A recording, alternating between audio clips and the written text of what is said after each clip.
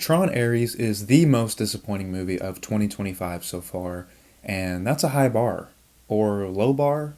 I don't know. I wasn't expecting anything groundbreaking from this decades late sequel to a very niche IP from Disney that was never all that successful anyway, but man, this movie kinda sucks.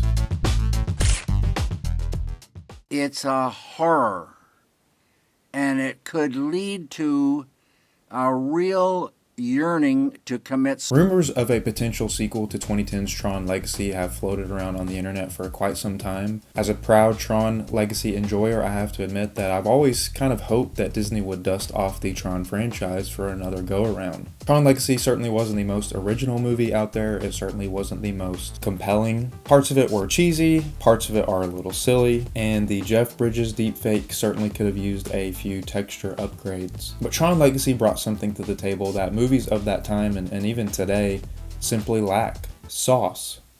Oh, I don't know, man. There's just something so cool, so magical about Tron Legacy. I can't really put into words why I like this movie so much. While visuals do play a big part, it's not just the way the film looks that makes me like it so much. There's a real sense of mystery and awe and magic to Tron Legacy, like the world that we see is far bigger than the events of the film. Watching Tron Legacy in the theater in 3D was an unforgettable experience and one that I really wish I could relive. I think it's kind of easy to brush off this film's aesthetic as being too simple or too binary. And while I can usually agree that films with a very simplistic color palette can be boring, Tron Legacy makes it all work somehow. The oranges and the blues just look so good. And while that's kind of mostly what you see here, there are shades of orange and blue. And you know, there's really cool other parts to the movie too. You have real world, you have the grid. An entire world is created from the Tron universe in a way that I don't think anyone expected or could anticipate, especially fans of the original.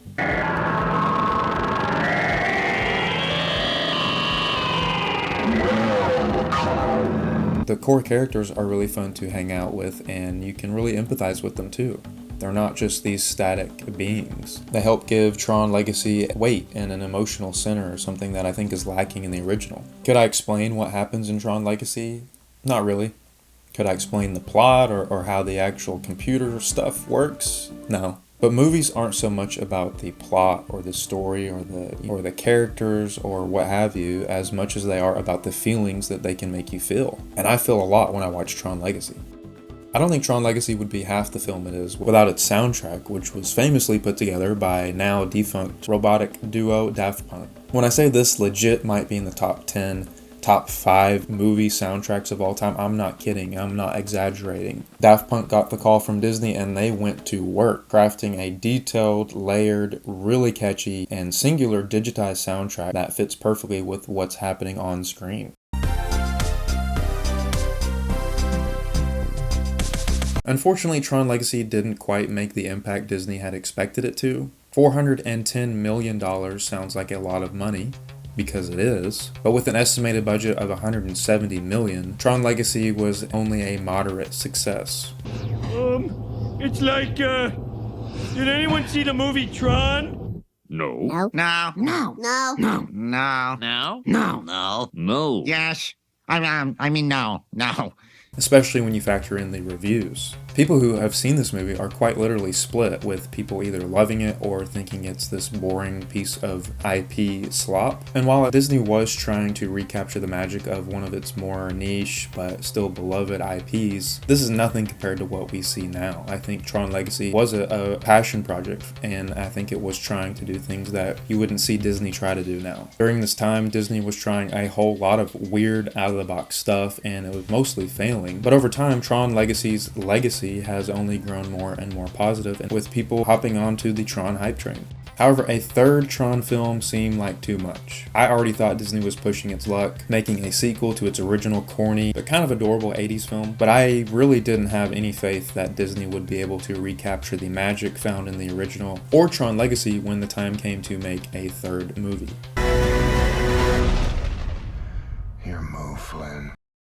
Come on. Casting Jared Leto as the main character was certainly a choice, though the biggest question to me was who would do the music. Tron Legacy kind of put Disney in a box when it came to a third potential Tron film, as the soundtrack kind of became larger than what it was designed, or rather programmed, for.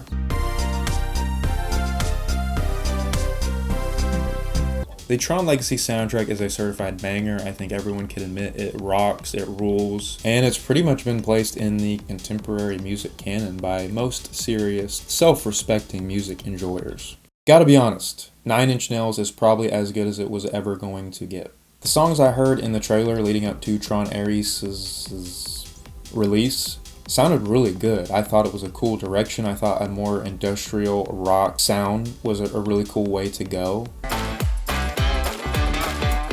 I don't think you were ever going to match what Daft Punk did, so I think moving to a different genre and kind of doing some different stuff and not trying to replay the hits was a smart decision. A new story, new set of characters was exciting too, new visuals, a lot more red this time. Everything seemed to be lining up for at least something unique, something surprising, something hopefully good. Well, I've now seen Tron Aries. Was the 15-year wait worth it? Absolutely not. Tron Aries is junk in every sense of the word. This purified modern-day IP slop that is designed to move a few ticks on the stock exchange, nothing more. This isn't to say that the cast and crew aren't trying here, but there is just no heart, there's no soul, there is nothing compelling about Tron Aries. Most importantly, there is no sauce. Aries begins with this really gaudy, digitized talking heads intro that recaps the events of the original film, Tron Legacy, and it also sets up what we see in this movie. It also introduces us to our two main characters, two competing tech CEOs, Eve Kim, played by Greta Lee, and Julian Dillinger, played by Evan Peters. These characters could essentially be named good girl and bad guy for all I care, as neither one has any depth and remain practically identical to the way they started at the beginning of the film. Of course, Mr. Leto is the star of the show here, and he is okay. Personally, I've never been on the Jared Leto hate train. I've never understood this. I think he has done some really good work in some really good movies. I think he's a fine actor. I think on a personal level, he could probably be a better person. But making him the lead seemed like a weird, unforced error. Like, surely Disney knows the general consensus on Jared Leto. And when you have two really great characters in Tron Legacy, Sam, played by Garrett Hedlund, and Cora, played by Olivia Wilde, it just seemed weird to not continue their story. But I get it. We needed to reboot this franchise. We needed to drum up interest in a new world. We needed to kind of reset things. So whatever. I was really disappointed that the third Tron movie wouldn't continue where Legacy left off. And while there are some things that are carried over, this is really the start of something new. But hey, we at least got a good new Tron movie, right? The biggest problem with Aries is that it gets Tron completely wrong. While the jury is still out on whether or not the original Tron is a good movie,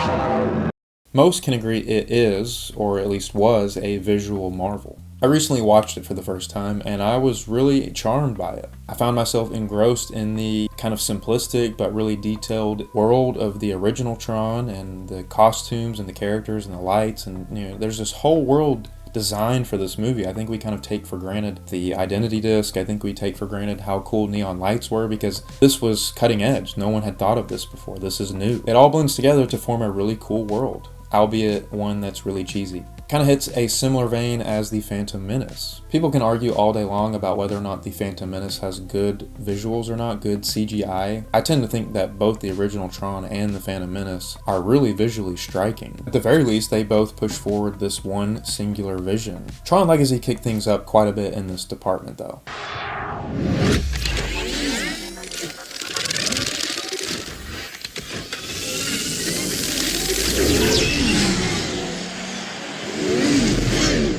Gone were the tacky neon lights and space helmets, and in their place came these gorgeous, highly detailed light cycles and crowded arenas, giant all-terrain vehicles, and overflowing dance clubs.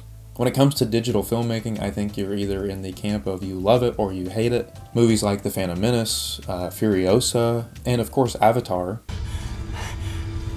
Show me your fingers.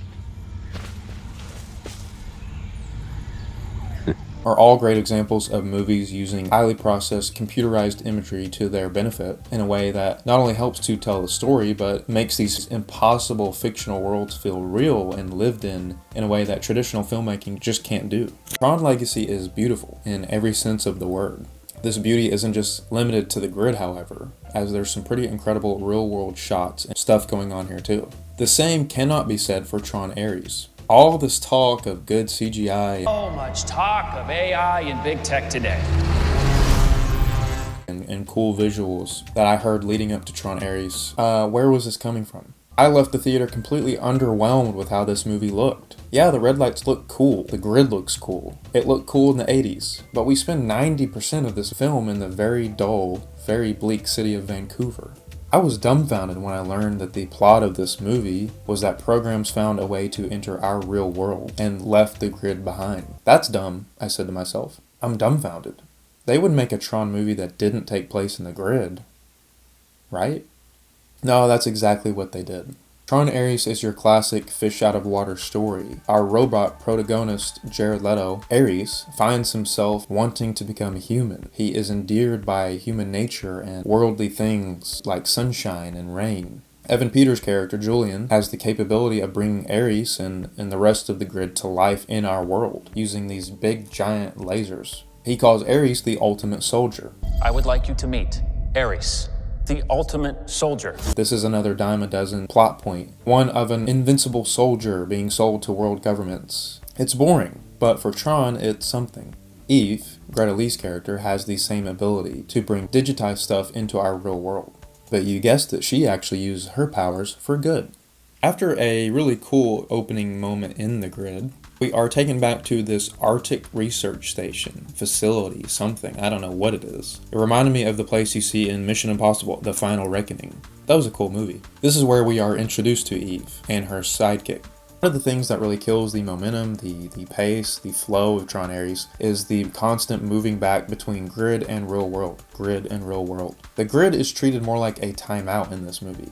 Aries is sent back and forth to the grid a number of times, as are his constituents. Each time we're pulled out of the grid, I felt really frustrated. I felt like we were just about to get there and see something really cool. And boom, we're back to Vancouver, British Columbia. Most of this movie is spent inside boring office buildings and giant warehouses and seemingly empty city streets. It's ironic for a movie about the endless expanse of the digital frontier. Tron Aries feels extremely small scale, both in what it attempts to say and the world that it actually shows.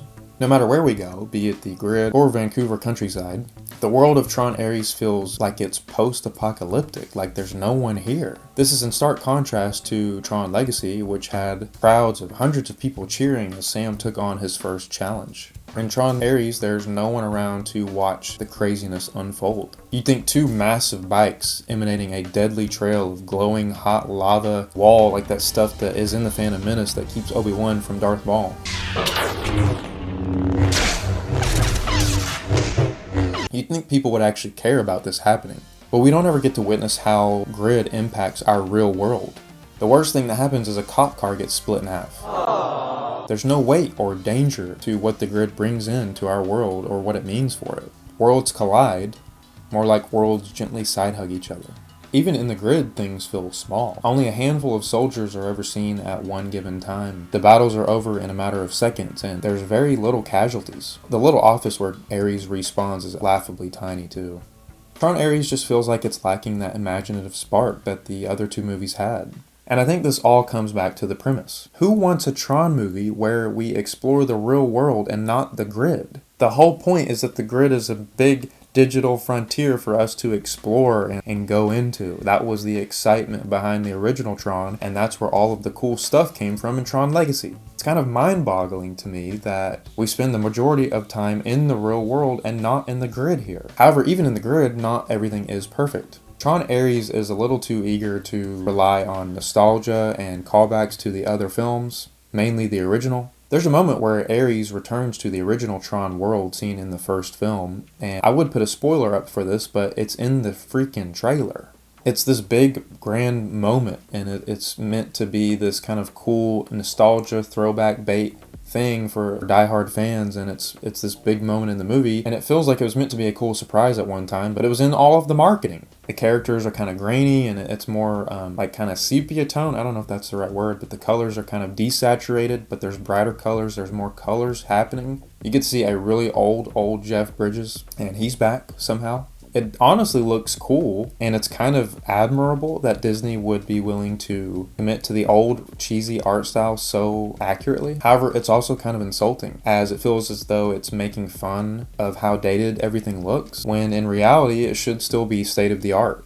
I don't know, it's weird to visit a world from the 80s that looks like this when the rest of the movie looks like this. I can't really decide if I love this or hate this. At the very least, it reads as Disney being too scared to push forward and do new things. You like the original Tron? Well, here's some more of it. Tron Aries also can't hold a tone to save its life. This movie feels like it was chopped to death in the editing bay, then stuffed with some expository ADR dialogue and some Marvel-esque quips to kind of lighten things up.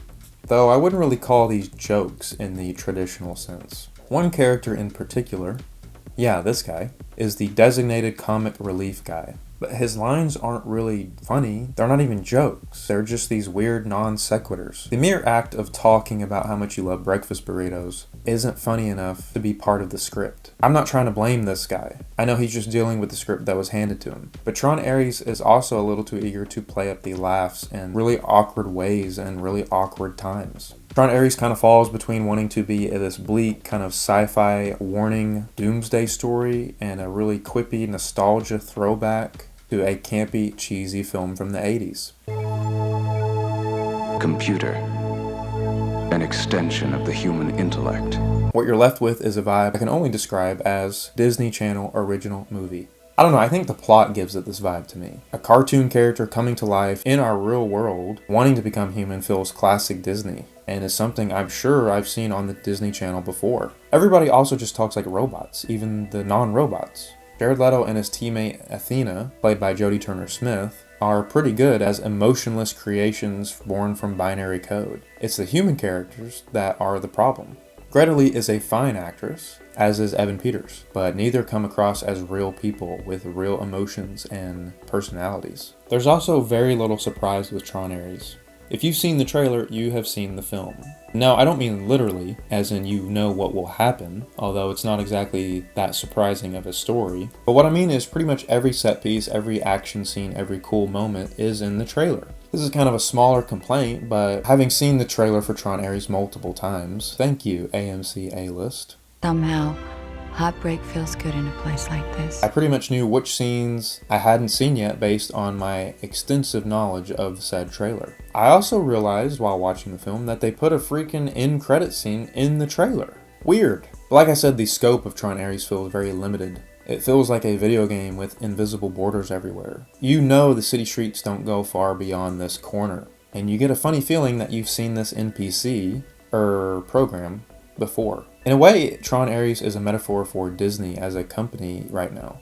Paying attention to its immediate surroundings, playing things safe, instead of focusing on the bigger picture and what could be actually interesting and generate new fans. Oh, you want another Zootopia? Here you go. Another Tron? Boom. Here's one with Jared Leto. 3 more Frozens? Really? Are you sure? Well, here you go. It's Frozen 3 is in the works, and there might be a Frozen 4 in the works too, but I don't have much to say.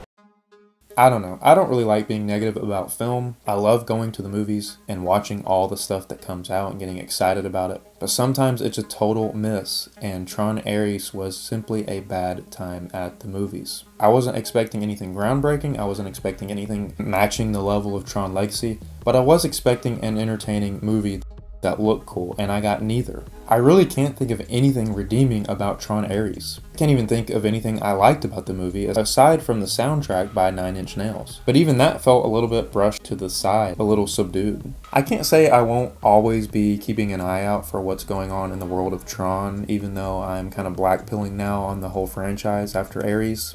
But there's something deep down in the series that is compelling enough to keep me interested. But this is without a doubt my least favorite entry in the entire franchise, and I kind of hope that Tron Aries is the end of the line. I feel like I'm in trouble. I feel like I'm in jail. It feels like the worst of the streaming era we find ourselves in. It feels like the worst of the nostalgia bait reboot, not quite reboot, still a sequel kind of thing. I sat there pretty bored for the entire runtime, waiting for something actually cool, actually surprising to happen, and it never did. It's just a very disappointing direction for the Tron franchise to go, and I don't really think it's going to recover from this. I think the days of Disney making actually interesting blockbuster is just gone. We're not going to get another Pirates of the Caribbean. We're not going to get another Tron Legacy. So say goodbye, because this is what we have now. We eat it all up. We stream stuff on Disney Plus. We watch stuff. Things get recycled. Things get regurgitated. Like, we're in a prison of our own making here. And I thought we were close to breaking out, but no, this is bad.